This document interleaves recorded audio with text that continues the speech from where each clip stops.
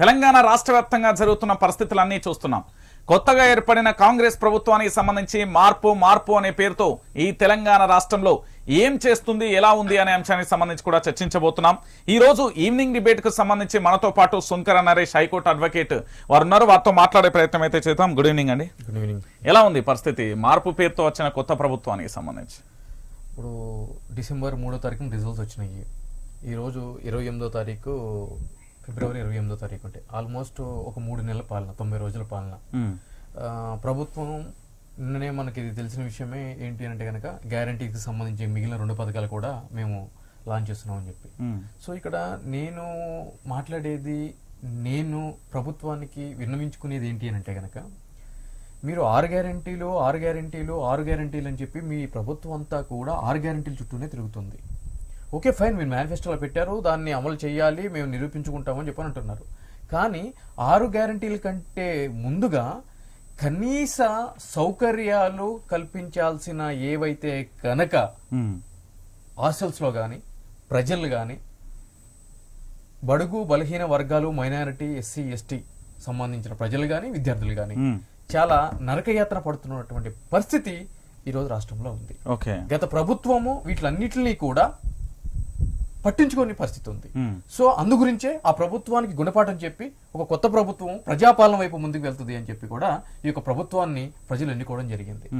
అయితే ఈ ప్రభుత్వం ఎన్నుకున్న తర్వాత కూడా నాకు ఎస్పెషల్లీ సోషల్ మీడియా ద్వారా నాకు కొన్ని మెసేజ్లు కానీ, ఫోన్ కాల్స్ కానీ రావడం జరిగింది. ఏం కాల్స్, ఏం మెసేజ్? దేని గురించి అంటే కనుక, మొదటగా ఎల్బీ నగర్కి సంబంధించి కామినేని హాస్పిటల్ దగ్గర ఉండే ఒక ఎస్సీ బాలుర హాస్టల్, దాంట్లో ఎవరు ఉంటారు అని అంటే కనుక ఇంటర్మీడియట్ దగ్గర నుంచి పీజీ వరకు చదివే విద్యార్థులు, వివిధ కళాశాలల్లో చదివే విద్యార్థులు, అక్కడ వాళ్ళకి వసతి, ఆహార వసతి, పడుకోవడానికి కూడా కల్పించడానికి ప్రభుత్వమే కల్పించాలి.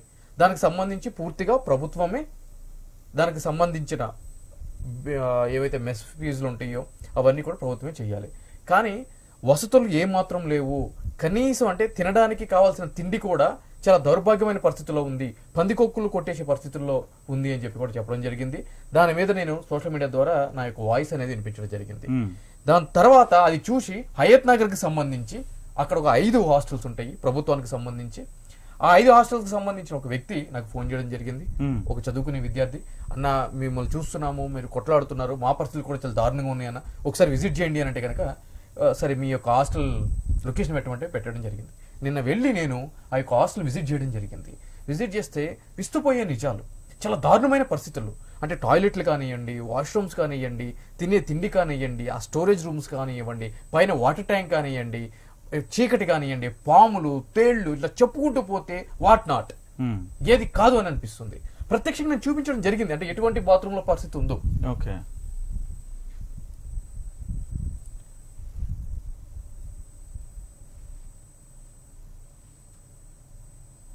చూడండి, అతను చెప్తాడు నాకు, టాయిలెట్ కి ఇక్కడ మొత్తం అంతా ఇదైపోయింది, కింద డమ్మీ అయిపోయినాయి, కింద ట్యాంక్స్ లేవు. ఇక్కడ చూడండి, అంటే టాయిలెట్ పోసి నేను చూపిస్తున్నాను ఇక్కడ. ఎందుకంటే ఎంతో మంది నాయకులు ఉంటారు, ఏదో ఇవన్నీ చూస్తారు, ఫోటోలు దిగుతారు. అట్లా కాదు, మనము ప్రత్యక్షంగా ఎటువంటి ఇబ్బందులు ఫేస్ చేశాము అని చెప్పి ఈ విధంగా ఇక్కడ చూడండి. ఇక్కడ కూర్చున్నాం అనుకోనా, ఇప్పుడు ఇంట్లో కూర్చుంటే దీనికి లోపల నుంచి లాక్ పెట్టుకుని ఇట్లా పెట్టుకోవాలి. లోపల ఎవరైనా వస్తాను గొప్పని వచ్చినప్పుడు ఇబ్బంది అవుతుంది. భయంకరమైన స్మెల్.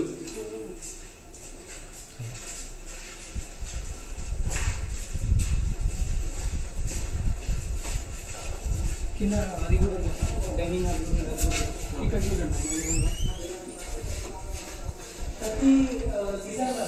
చూడండి మనుషులు ఉంటారు.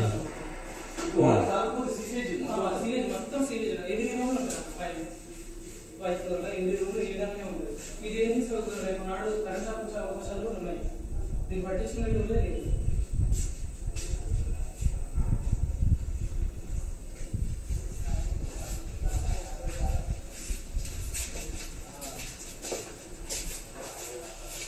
డైనింగ్ హాల్కి వెళ్ళాక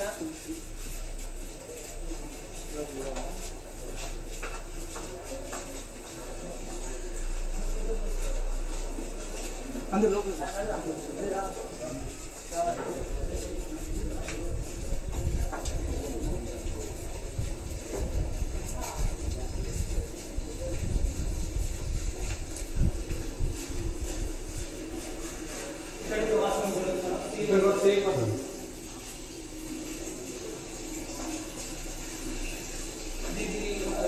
ట్యాప్ లేదమ్మా, ఇక్కడ వాటర్ లేదు.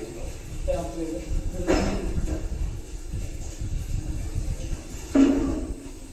ఫ్లాట్స్ లేకుండా ఇక్కడ చూడండి. లైటింగ్ లేదు, లైటింగ్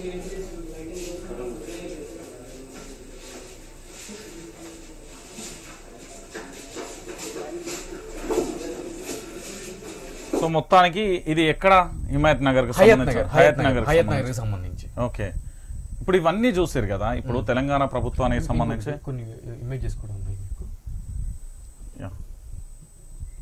చూడండి రేషన్ బియ్యము చూడండి ఇక్కడ కింద ఎట్లా ఉన్నాయి చూడండి.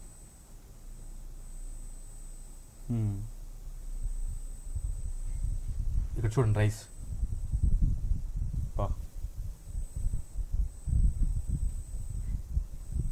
ఇది సాంబార్.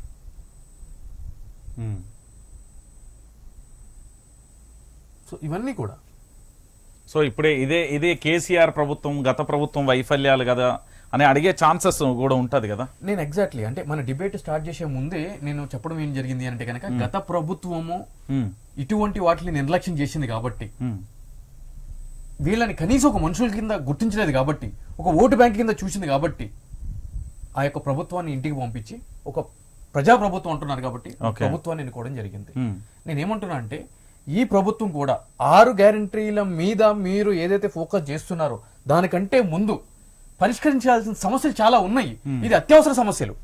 6 గ్యారంటీలు కాదు అత్యవసరం, ఇది అత్యవసరం. ఎందుకంటే దరిదాపున ఒక 500 మంది పిల్లలు ఉంటారు ఇక్కడ.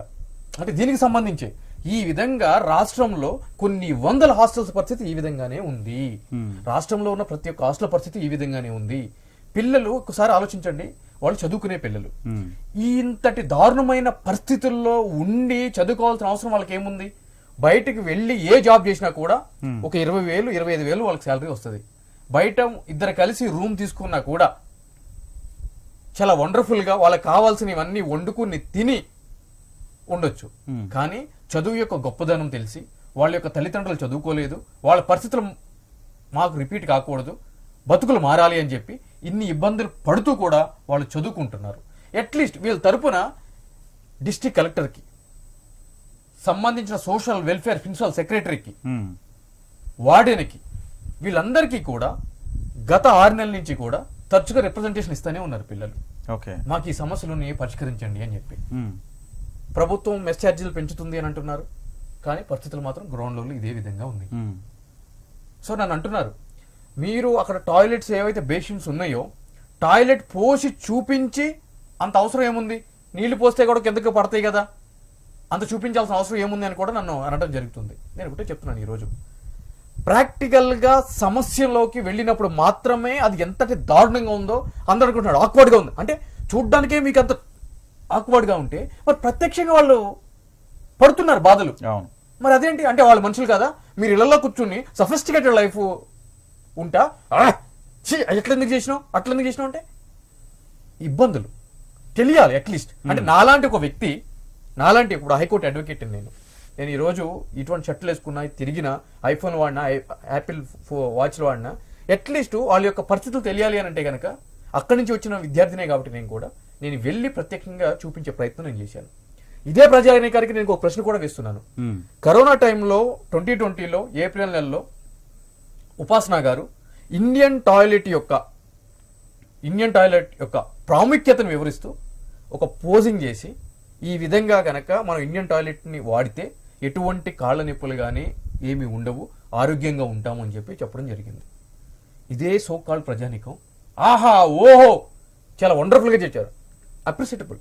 అంటే ఆవిడ చేసిన ప్రయత్నం అంటే ఆ స్థాయిలో ఉండి అటువంటి ఒక విషయం మీద అవగాహన కల్పించారు అంటే కనుక రియల్గా కూడా చాలా వండర్ఫుల్ విషయం, చాలా అప్రిషియేట్ చేయాల్సిన విషయం, చాలా గ్రేట్ కూడా. నేనేమంటున్నా అంటే అదే ఒక page 3 people, high and people చేస్తే ఆహా ఓహో అని చెప్పి ఒక బహుజన విద్యార్థులకి ఈ విధంగా జరుగుతుందని వచ్చినప్పుడు ఆక్వర్డ్ అంటే ఏం జరుగుతుంది? ప్రజల్లో ఆలోచన ధోరణి మారాలి. ఈ రోజు ఏదో మేము ఆఫీస్కి వెళ్తున్నాం ఇవన్నీ మాకు ఎందుకు అని చెప్పి సింపుల్గా సోషల్ మీడియాలో మెసేజ్ పెట్టినంత ఈజీగా ప్రజల బతుకు ఉండట్లేదు. అఫ్ కోర్స్ ఈ ప్రజలే నన్ను ఓడగొట్టారు, బట్ స్టిల్ ఓడగొట్టినంత మాత్రం ప్రజలు కాకుండా పోతారా? వాళ్ళ యొక్క సమస్యలు పట్టించుకోకుండా పోతామా? నేను వెళ్ళినా కదా ప్రత్యక్షంగా. ఇప్పుడు సిగ్గు అనేది ఒకటి ఉంటుంది, మనమే ఇట్లా డైరెక్ట్ ఫార్వర్డ్ చేసి చూపించాం, చూడలేకపోయినా మనం. అటువంటిది నేను అట్లా చేసి చూపించాను అంటే కనుక మీకు అర్థం చేసుకోండి నేను ఎంతలాగా బాధపడిపోయి ఉండి, ఎంతలాగా ఎమోషనల్ గా ఫీల్ అయి ఉంటే కనుక ఆ యొక్క చర్యకి పూనుకుంటారు. అంటే ఇప్పుడు కొత్తగా వచ్చిన ప్రభుత్వం విద్యా వ్యవస్థకు సంబంధించి మేము వచ్చి 100 రోజులు కూడా అయితలేదు కదా అనే ఒక క్వశ్చన్ కూడా రిపీట్ అవుతుంది, దాన్ని ఎట్లా చూడొచ్చు? మరి నేను ఏమంటున్నా అంటే ఇది ఈ రోజుకి వచ్చిన సమస్య కాదు, ఎప్పటి నుంచో కూడా వీళ్ళకి రావాల్సిన బిల్లులు ప్రభుత్వం ఇస్తుంది. నేను ఇవ్వట్లేదు అని నేను చెప్పట్లేదు. అంటే దీనికి సంబంధించిన బిల్లులు పెడుతున్నారు, సంబంధించిన అధికారులు ట్రెజరీ నుంచి విత్డ్రా చేస్తున్నారు అమౌంట్స్. కానీ కాంట్రాక్టర్ తో కొంతమంది అధికారులు కుమ్మకయ్యి విద్యార్థులకి ఈ విధమైన అన్యాయం చేస్తున్నారు. నేను చెప్పేది అది. సో మీరు అసలు ఏం ప్రొవైడ్ చేయట్లేదు, కొత్తగా ఇటువంటి ఒక స్కీమ్ తీసుకురండి, దానికి ఒక 1000 కోట్ల బడ్జెట్ పెట్టండి అని అంటే కనుక కొత్త ప్రభుత్వము ఇప్పుడు అంత బడ్జెట్ ఎక్కడ ఉంటుంది అని చెప్పి మీరు అనొచ్చు. అది మనం మాట్లాడటం కూడా తప్పు. కానీ మీ ఖజానా నుంచి నెల మీ ట్రెజరీ నుంచి ఫండ్స్ ట్రాన్స్ఫర్ అవుతున్నాయి, కానీ మీరు పెట్టే రూపాయి ఇక్కడ దాకా వెళ్ళట్లేదు అని చెప్పి ప్రభుత్వాన్ని దృష్టికి తీసుకువెళ్లే ప్రయత్నమే ఇది. అర్థమవుతుంది కదండి. మీరు ప్రతి నెల కూడా ఒక ఎంప్లాయీని హైర్ చేసుకుంటారు ఒక థర్డ్ పార్టీ ద్వారా, అతనికి 50,000 శాలరీ అని చెప్పి ఆ థర్డ్ పార్టీ అంటే ఒక కన్సల్టెన్సీ అని అనుకోండి 50,000 అంటాడు. కానీ వాడు మీ దగ్గర పనిచేసే వ్యక్తికి ఇచ్చేది ఎంత? 5,000 రూపాయలే. 45,000 రూపాయలు వాడు జేబులో వేసుకుంటున్నాడు. ఆ విషయం మీకు తెలియదు. ఆ విషయం మీకు తెలియజేస్తేనే కదా మీకు తెలుస్తుంది. అంటే మీ దగ్గర పనిచేసేటోడిని శ్రమ దోపిడి మధ్యలో వాడు ఎలా చేస్తున్నాడు అని చెప్పి. అప్పుడు అదే ప్రయత్నం నేను గవర్నమెంట్కి విన్నవించుకుంటున్నాను. మీరు మంత్లీ అమౌంట్స్ ఇస్తున్నారు, కానీ ఇక్కడికి రావట్లేదు. మధ్యలో కొంతమంది అధికారులు కాంట్రాక్టర్లు కుమ్మక్కైపోయి వాటిని మింగేస్తున్నారు అని. రైట్. నేనేమంటున్నానంటే ఈ సమస్య మనం చూస్తున్నాం ఎట్లుంది కాంగ్రెస్ ప్రభుత్వానికి సంబంధించి 80 రోజులు దగ్గరికి వస్తుంది, 100 రోజుల దగ్గరికి వస్తుంది. ఎలా ఉంది పరిపాలనకు సంబంధించి? ఇప్పుడు పరిపాలనకు సంబంధించి ఏంటి అంటే కనుక ఇప్పుడు రేవంత్ రెడ్డి గారి ముఖ్యమంత్రిగా కాంగ్రెస్ ప్రభుత్వం అనేది నెలకొల్పడం జరిగింది. సో ఆయన ఫస్ట్ నుంచి కూడా చెప్పడం జరిగింది. మేము ఆయన ఇచ్చిన మేనిఫెస్టోలో కూడా క్లియర్గా చెప్పింది ఏంటి అని అంటే కనుక మేము అధికారంలోకి రాగానే ఒక కాళేశ్వరం అనే ఒక పెద్ద అవినీతి ప్రాజెక్ట్ మీద సిట్టింగ్ జడ్జి తోటి విచారణ జరిపిస్తాము అని చెప్పి రేవంత్ రెడ్డి గారు చెప్పడం జరిగింది. అయితే దీనికి సంబంధించి ఆ శాఖ మంత్రులు గాని అదే విధంగా ముఖ్యమంత్రి వర్యులు గాని అసెంబ్లీలో మాట్లాడడం జరిగింది. మొదటిసారి అసెంబ్లీ డిసెంబర్లో జరిగినప్పుడు నిండు అసెంబ్లీలో చెప్పడం జరిగింది. ఈ అవినీతి మీద మేము అంటే అది మేడిగడ్డ కావచ్చు, కాళేశ్వరం సంబంధించింది కావచ్చు, లక్ష్మీ బ్యారేజీకి సంబంధించి కావచ్చు, అంటే దానికి సంబంధించి ఆ ప్రాజెక్ట్కి సంబంధించి ఏదైనా కూడా సిట్టింగ్ జడ్జితో విచారణ జరుపుతాము. తదనుగుణంగా మేము హైకోర్టు చీఫ్ జస్టిస్ వరకు కూడా లేఖ రాస్తామని చెప్పాను జరిగింది. సో నేను మొదటి నుంచి చెప్తున్నాను ఏంటి అంటే కనుక సిట్టింగ్ జడ్జి తోటి విచారణ జరిపించడం అనేది సాధ్యపడదు అని చెప్పి. ఎందుకు అని అంటే కనుక ఒక సిట్టింగ్ జడ్జితో విచారణ జరిపించాలి అని అంటే కనుక unless there is a Paramount national interest of the country అని చెప్పి సుప్రీంకోర్టు ఒక జడ్జిమెంట్ ఇవ్వడం జరిగింది. ఆ జడ్జిమెంట్ ప్రకారము దేశ భద్రతకి సంబంధించి 2 రాష్ట్రాలకు సంబంధించిన వాటర్ ఇష్యూస్ కానీ భద్రతా ఇష్యూస్ కానీ అటువంటి తీవ్రమైన ఇష్యూస్ ఉంటేనే ఇటువంటి సిట్టింగ్ జడ్జి తోటి విచారణ అనేది సాధ్యపడుతుంది. అది కూడా ఒక సిట్టింగ్ జడ్జితో విచారణ జరిపించాలి అని అంటే కనుక రిటైర్మెంట్కి దగ్గరలో ఉన్న జడ్జి నేను ఈ విచారణ అధికారిగా ఉంటాను అని చెప్పి తన యొక్క మిగిలిన పదవీ కాలాన్ని స్వచ్ఛందంగా వదులుకొని అతను రావాలి. ఆ విధంగా ఎవరైనా వస్తారా? రారు. ఒకవేళ సిట్టింగ్ జడ్జి వచ్చినా కూడా అతను దీని మీద తరో ఎంక్వైరీ చేసి అవును వీళ్ళు అవినీతికి పాల్పడ్డారు అని చెప్పి రిపోర్ట్ ఇచ్చిన ఆ రిపోర్ట్ ని ప్రభుత్వం కన్సిడర్ చేయొచ్చు, చేయకుండా కూడా. అంటే కాళేశ్వరం ప్రాజెక్టు మీద పూర్తిగా ఆల్రెడీ కాగ్నిబోధికలో కూడా ఎలాంటి అవినీతి జరగలేదని తెలిసింది. ఇప్పుడు వీళ్ళు ప్రాజెక్టులకు సంబంధించి పూర్తి స్థాయిలో నిర్విరామం చేస్తారా, లేకపోతే ఆ ప్రాజెక్టులను పూర్తి స్థాయిలో ఇప్పుడు కేటీఆర్ కూడా చెలో మేడిగడ్డ అన్న పరిస్థితి, వాళ్ళు కూడా ఆల్రెడీ ఒకసారి కాంగ్రెస్ ప్రభుత్వం కూడా చూసొచ్చింది. తెలంగాణ ప్రజలకు ఈ 100 రోజులలో కాంగ్రెస్ ప్రభుత్వం మంచి చేసిందా చెడు చేసిందా అంటే ఒక మాటలో ఏం చెప్తారు? దట్ ఈస్ వాట్ ఐఎమ్ అంటే టెలింగ్. వాళ్ళు ఏమంటున్నారంటే మాది కొత్త ప్రభుత్వం, గత ప్రభుత్వం అవినీతి అక్రమాలు అన్ని చేసింది కాబట్టి వాటిలన్నింటినీ రూపుమాపుకుంటా మా ప్రభుత్వం ముందుకు వెళ్తుంది. మేము 6 గ్యారెంటీలు ఇచ్చాము. 6 గ్యారెంటీలు అంటున్నారు. ఎంతసేపటికి ప్రభుత్వం అంటే 6 గ్యారెంటీలు కాదు, ప్రజల సంక్షేమం ఇంపార్టెంట్, ప్రజలకు అందాల్సిన అది ఇంపార్టెంట్. నేనేమంటానంటే ప్రజల కనీస వసతులుకి కరువు అవుతున్నాయి. విద్యార్థులు, ఎస్పెషల్లీ విద్యార్థులు, బడుగు బలహీన వర్గాలు నోటిఫికేషన్ చూస్తూ ఉంటే కనుక చాలా దారుణమైన పరిస్థితి ఉంది. టీఎస్పీఎస్సీ మనందరికీ తెలిసిన విషయమే. గత ప్రభుత్వం ఏం చేసిందో దాన్ని అతి త్వరగా మళ్ళీ సెటిల్ చేయాల్సిన అవసరం ఉంది. గతంలో రద్దయిన నోటిఫికేషన్లు మళ్ళీ వేయాల్సిన అవసరం ఉంది. సో వీటి మీద మొదటగా కాన్సన్ట్రేషన్ ఉండాలి అని చెప్పి నేను చెప్తున్నాను. రైట్. మీకు నేను ఇంకొక అంశాన్ని కూడా తీసుకొస్తా. ఏంది అంటే మొన్నటికి మొన్న కూడా ఒక ఘోరంగా అంటే తెలంగాణ రాష్ట్ర వ్యాప్తంగా కూడా జరిగిన అంశం మనందరికీ తెలుసు. ఏంటి అంటే తెలంగాణ రాష్ట్ర వ్యాప్తంగా కూడా జర్నలిస్టుల మీద దాడులు కూడా జరుగుతున్నాయి పూర్తి స్థాయిలో కూడా.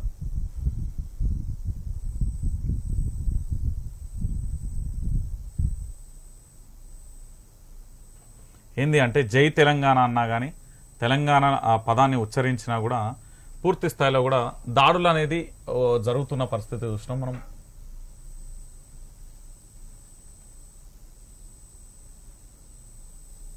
ఇగో ఇలాంటి పరిస్థితులను తెలంగాణలో ఈ 100 రోజులలో జరుగుతున్న విషయాన్ని ఎట్లా చూడొచ్చు, ఏ కోణంలో చూడొచ్చు? ఎందుకంటే పూర్తిగా కూడా రాష్ట్ర వ్యాప్తంగా జరుగుతున్న ఒక సంఘటన ఇది.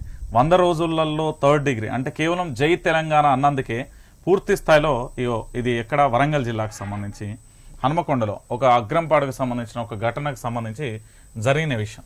జై తెలంగాణ అన్నందుకు 3rd డిగ్రీలు ఇచ్చిళ్ళు. అంటే పూర్తి స్థాయిలో ఈ ప్రభుత్వం యొక్క ఆలోచన కానీ ప్రభుత్వానికి సంబంధించి ఈ పోకడాలను ఎట్లా చూడొచ్చు? ఇప్పుడు ప్రభుత్వం ఏదైనా కూడా, అది ఏ ప్రభుత్వం అయినా కూడా, ప్రజాస్వామ్య దేశంలో చట్టానికి వ్యతిరేకంగా, రాజ్యాంగానికి విరుద్ధంగా ఏ ప్రభుత్వం పూనుకున్నా కూడా అది ముమ్మాటికి కూడా తప్పు, ఖండించదగ్గ విషయము, రాజ్యాంగానికి వ్యతిరేకంగా వెళ్ళటమే. అది ఏ విషయమైనా కూడా. సో దీనికి సంబంధించిన అధికారులు, ఎందుకంటే అంటే కేవలం ఒక ఎస్ఐని మాత్రమే అక్కడ సస్పెండ్ చేస్తే సరిపోతుందా? ఇక్కడ ఏం జరుగుతుందంటే బ్రదర్, ఇప్పుడు సస్పెండ్ చేసిన తర్వాత దాని మీద ఎంక్వైరీ చేయాలి. ఎంక్వైరీ చేసిన తర్వాత సస్పెండ్ చేయడమే కాదు, క్రిమినల్ కేసులు కూడా నమోదు చేయాలి సదరు ఎస్ఐ మీద, అంత దారుణంగా కొట్టిన ఎస్ఐ మీద. చేసిన తర్వాత ఈ సస్పెన్షన్ కాలంలో ఒక ఎంక్వైరీ వేయాలి. ఎంక్వైరీలో నిజాలు తేల్చాలి. నిజం తెలిసిన తర్వాత రిమూవ్ ఫ్రమ్ సర్వీస్ చేయాలి. ఓకే. కానీ ఆ విధంగా జరగట్లేదు. ఇప్పుడు ఏసీబీలో కూడా ఇంతమంది అధికారులను పట్టుకున్నా, ఈ రోజు హెచ్ఎండిఏకి సంబంధించిన అధికారి పట్టుకున్నారు కదా, లోపల ఉన్నాడు కదా, డ్రైవర్ పేరు మీద, వాళ్ళ పేరు మీద ఆస్తులు ఉన్నాయి, అరవింద్ కుమార్ గారి పేరు కూడా చెప్పడం జరిగింది, ఆయన కూడా కొంత ఇది ఉంది అని చెప్పని, ఇవన్నీ జరిగినాయి కదా. నేనేమంటున్నా అంటే ఈ కేసుకు సంబంధించి ఈయన్ని రిమూవ్ ఫ్రమ్ సర్వీస్ చేసి మొత్తం అంతా కూడా ఆ యొక్క ఎలిగేషన్స్ని ప్రూవ్ చేస్తే ఎన్ని రోజుల్లో ప్రూవ్ చేస్తారు? అలా ప్రూవ్ చేయగలరా? ప్రీవియస్ శాంక్షన్ కావాలి.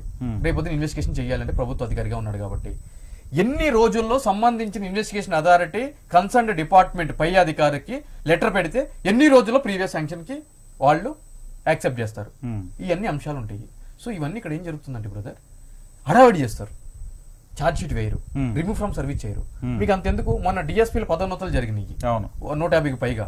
దాంట్లో ఇదే ఏసీబీ కేసులో పట్టుబడి జైలుకి వెళ్ళి బయటకు వచ్చిన వ్యక్తిని ప్రొమినెంట్ పోస్టింగ్ లో డిఎస్పీగా పోస్ట్ చేయడం జరిగింది.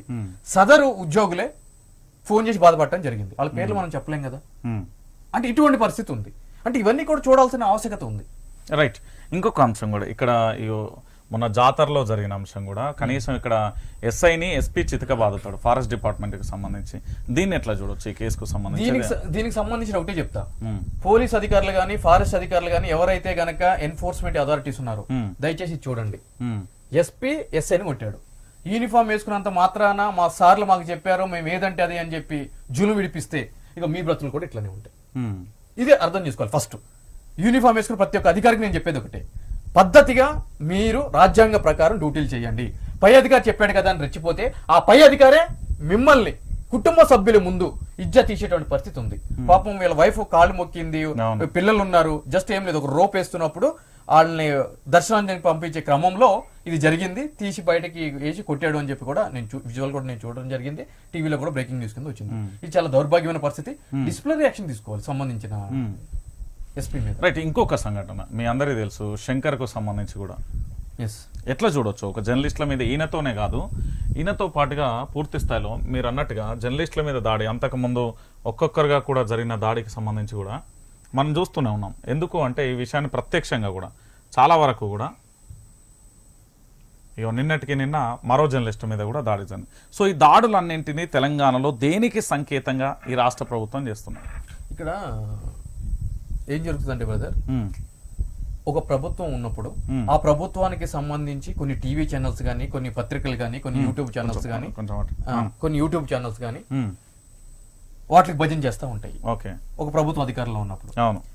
అదే విధంగా ప్రతిపక్షంలో ఉన్న పార్టీలకు కూడా వాళ్ళకి స్తోమతకు తగ్గట్టు ఇంకొన్ని ఛానల్స్ కానీ, పత్రికలు కానీ భజన చేస్తూ ఉంటాయి. ఇక్కడ ఏం జరుగుతుంది అని అంటే గనక, ఈ యొక్క ప్రతిపక్షంలో ఉన్న పార్టీలు కూడా ఆ సంబంధించిన ఛానల్స్ కానీ, పత్రికలకు కానీ కొంత ఆర్థిక సపోర్టు, న్యాయపరమైన సపోర్టు చేస్తూ ఉన్నారు. అయితే ఇక్కడ మనం అబ్జర్వ్ చేయాల్సిన విషయం ఏంటి అని అంటే గనక, ఎవరైతే గనక కొంతమంది స్వచ్ఛందంగా ఉన్న విషయాన్ని బయట పెట్టడం చేత ఈ విధమైన దాడులకి, ఎందుకు అని అంటే గనక ఇప్పుడు ఇదే దాడులు ప్రధానమైన ప్రతిపక్షానికి సంబంధించిన ఛానల్స్ మీద కానీ, ఎందుకు టీ న్యూస్ కు సంబంధించిన జర్నలిస్టుల మీద ఇటువంటి దాడులు జరగట్లేదు? ఒకసారి ఆలోచించారు ఎప్పుడైనా? టీ న్యూస్ కి సంబంధించి ఇప్పుడు నమస్తే తెలంగాణకి సంబంధించిన విలేకరు మీద కానీ, టీ న్యూస్ కి సంబంధించిన ఛానల్, శాటిలైట్ ఛానల్ ఏదైతే ఉందో దానికి సంబంధించిన ఎంప్లాయీస్ మీద కానీ ఈ విధమైన దాడులు ఎందుకు జరగట్లేదు? ఎందుకు వాటికి సంబంధం లేని ఉన్న విషయాన్ని చూపించిన, లేదు అంటే కనుక బయట నుంచి సపోర్ట్ చేస్తారు అనే ఒక మీమాంస ఉన్నా కూడా ఈ విధమైన దాడులు జరుగుతున్నాయి. ఎందుకంటే అల్టిమేట్గా ప్రతి ఒక్కరు గుర్తుపెట్టుకోవాల్సింది ఏంటంటే, అంటే మీలాంటి జర్నలిస్టులు కూడా గుర్తుపెట్టుకోవాల్సిన విషయం ఏంటంటే, మొదటగా మీరు ఒక విషయాన్ని కానీ తెలిసేటప్పుడు ఒక భయంకరమైన ఒక లీగల్ సపోర్ట్, అంటే ఆ పార్టీ వస్తుంది ఈ పార్టీ వస్తుందని కాదు.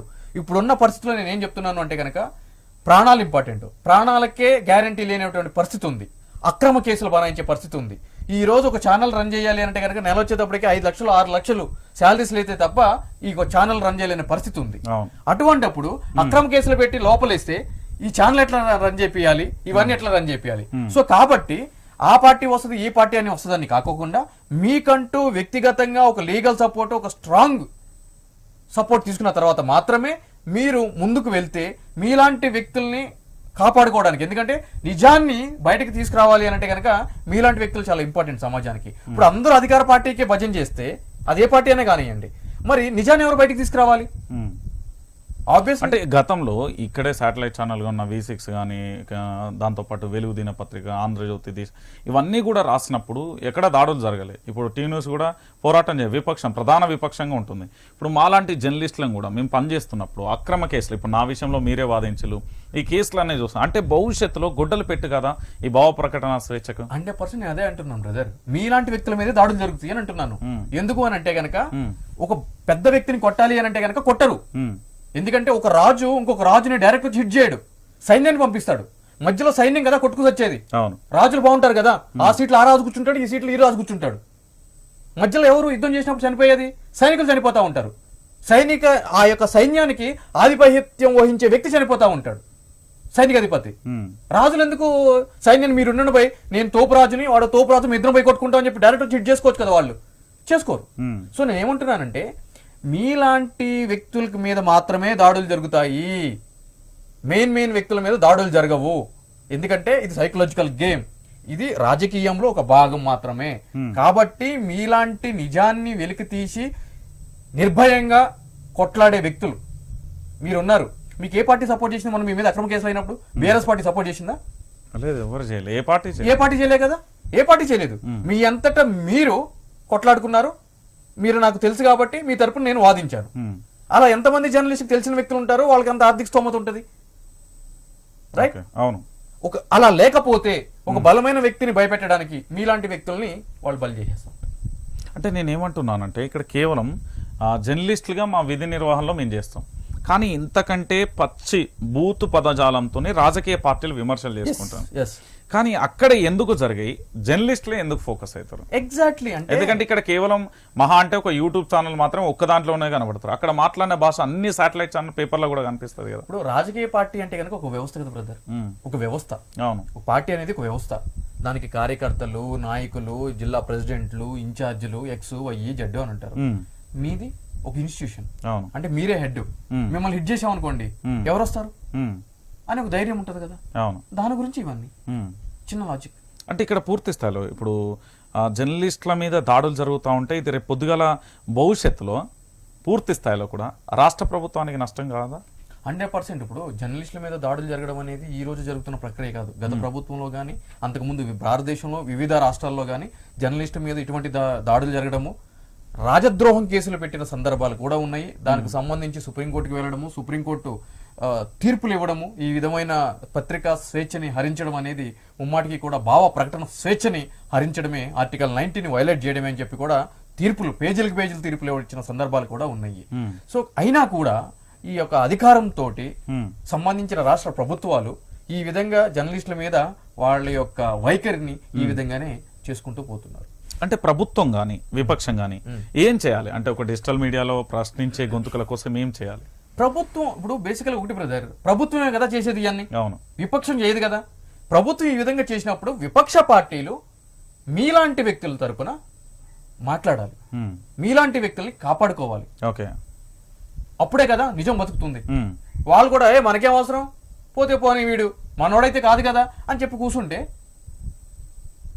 నిజం చచ్చిపోతుంది కదా, అవును, ప్రశ్నించే గొంతుకు చచ్చిపోతుంది కదా. అవును. ఇప్పుడు మీలాంటి వాళ్ళకి అలా జరిగితే ఇంకొకటి బయటికి రాడు కదా. అల్టిమేట్ గా ప్రజాస్వామ్యానికి దెబ్బ కదా అది. సో ప్రతిపక్ష పార్టీలు కాపాడుకోవాలి మిమ్మల్ని. అంటే ఇప్పుడున్న పరిస్థితులలో గతంలో బీఆర్ఎస్ పార్టీ ఇదే తప్పు చేసింది, ఇప్పుడు కాంగ్రెస్ అంతగా డబల్ తప్పు చేస్తున్నది.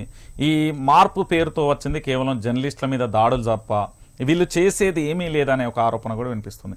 దీన్ని ఏ కోణంలో చూడొచ్చు? ఇప్పుడు 90 రోజులు ప్రభుత్వం జరుగుతుంది, 90 రోజులు ఏం జరిగింది ఏంటి అనేది మనకు తెలుస్తుంది. రేపొద్దున పార్లమెంట్ ఎలక్షన్ జరుగుతున్నాయి.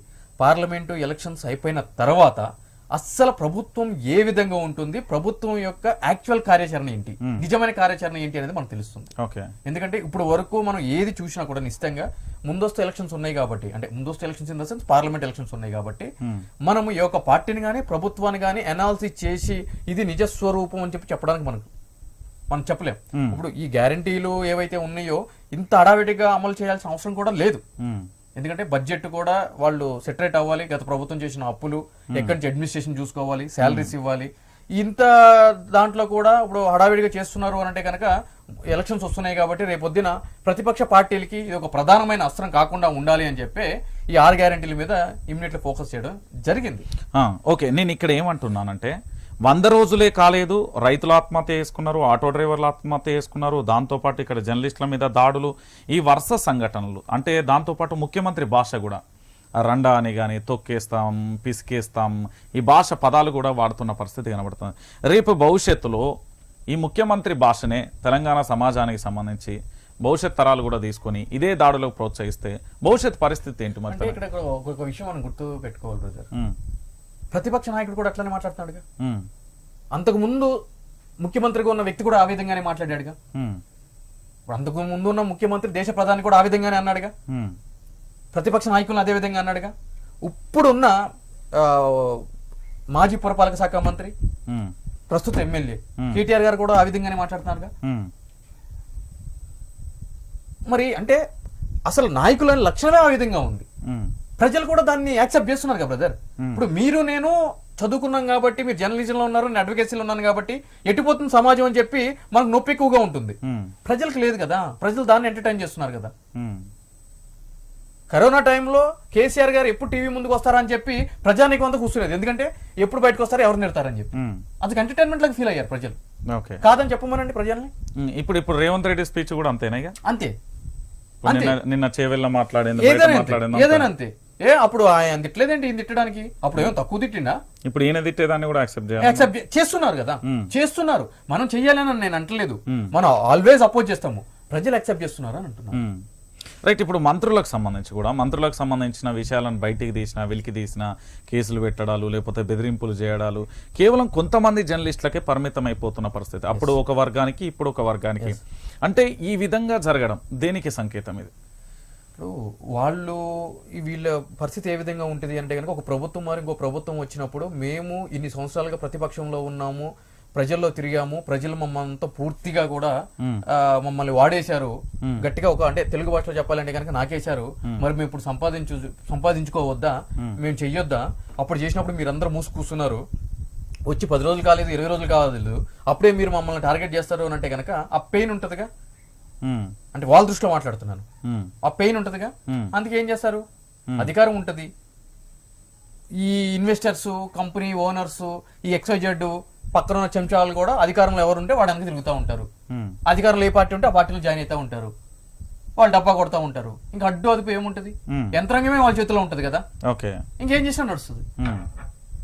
సో ఫైనల్గా ఏం చెప్తారు తెలంగాణ ప్రాంతానికి సంబంధించిన బిడ్డలకి? ఇప్పుడు మీరు తీసుకొచ్చిన అంశం కావచ్చు, మరొకటి కావచ్చు, ఎట్లా చూడొచ్చు తెలంగాణ సమాజానికి సంబంధించి? ప్రజలారా, మీ అందరికి నేను ఒకటే చెప్తున్నాను, ఎన్ని చెప్పినా కూడా మళ్ళీ ఎలక్షన్స్ వస్తున్నాయి కాబట్టి 2000 ఇస్తారా, 3000 ఇస్తారా, మంది ఇస్తారా, బిర్యానీ ఇస్తారా, మేము వాటిని చూసే ఓటేస్తామని అంటే కనుక మీరు వెయ్యండి. ఎందుకంటే అది మీ యొక్క విచక్షణ, చెప్పడం వరకు మాత్రమే మా బాధ్యత. ఒకవేళ ఆ విధంగా గనక